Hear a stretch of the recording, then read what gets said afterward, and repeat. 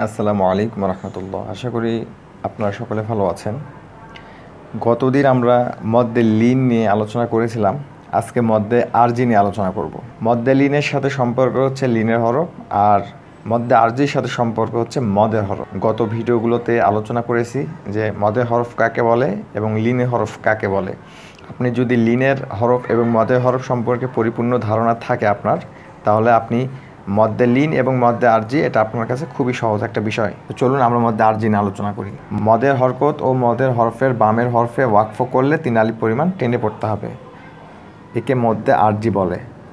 তাহলে আপনাকে মদের হরফ এবং লিনের হরফ চিনতে হবে, এবং মদের হরফ এবং লিনের হরফের পরের হরফে যদি আপনি থামেন বা ওয়াকফ করেন তাহলে 3 আলিফ পরিমাণ টানতে হবে, একেই মদ্যে আরজি বলে। লাম আলিফ জবর লা, ইয়াসিন জবর ইয়াস, লা ইয়াস, তা জবর তা, লা ইয়াস্তা, ওয়া উল্টা পেশ উ, নুন জবর না, লা ইয়াস্তাউনা। আমরা এখানে ওয়াকফ করলাম না, আমরা যখন ওয়াকফ করব তখন এরকম উচ্চারণ হবে, লা ইয়াস্তাউন, মানে নুনের ওপর সাকিন হয়ে যাবে, নুনের ওপর সাকিন হয়ে যাবে।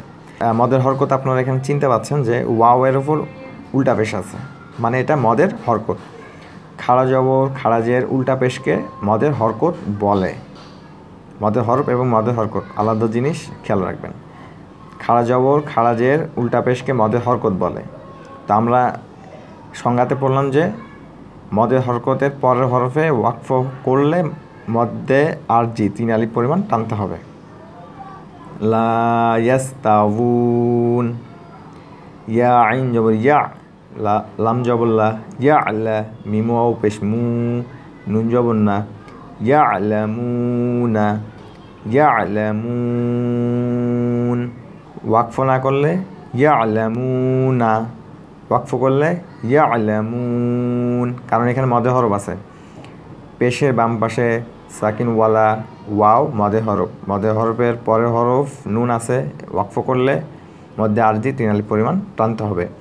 ইয়ালামুন, ইয়ালাম জবর ইয়াল, তা জবর তা, ইয়ালতা, কফ জের কি, ইয়ালতাকি, ইয়া খাড়া জবর ইয়া, ইয়ালতাকিয়া, নুন জের নি, ইয়ালতাকিয়ানি, ইয়ালতাকিয়ান। আপনারা অল্প অল্প করে বানান করে তারপর উচ্চারণ করবেন, পুরোটা করতে গেলে সমস্যা হবে। ইয়ালতাকিয়ান।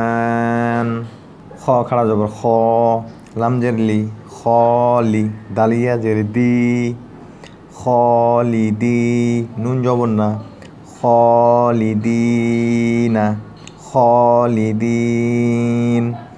এখানে জেরের বাম পাশে সাকিনওয়ালা ইয়া মদে হরফ, মদে হরফের পরের হরফে ওয়াকফ করলে মধ্যে আরজি 1 আলিফ পরিমাণ টানতে হবে। খলিদিন। ইয়া নুন জবর ইয়ান, তা জবর তা, ইয়ান তা, হাওয়া পেশ হু, নুন জবর না, ইয়াং তাহুনা, ইয়াং তাহুন। এই ইয়াং এখানে কেন গুণনা হলো আমরা পরে দেখব। ইয়াং তাহুন।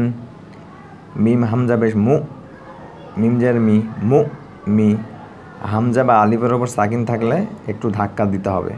মু মি, নুনিয়া যে নি, নুন জবর না, মু মিনিনা, মু মিনিন।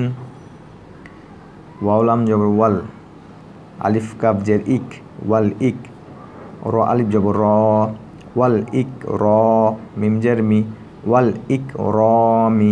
এবার আমরা ওয়াকফ করব।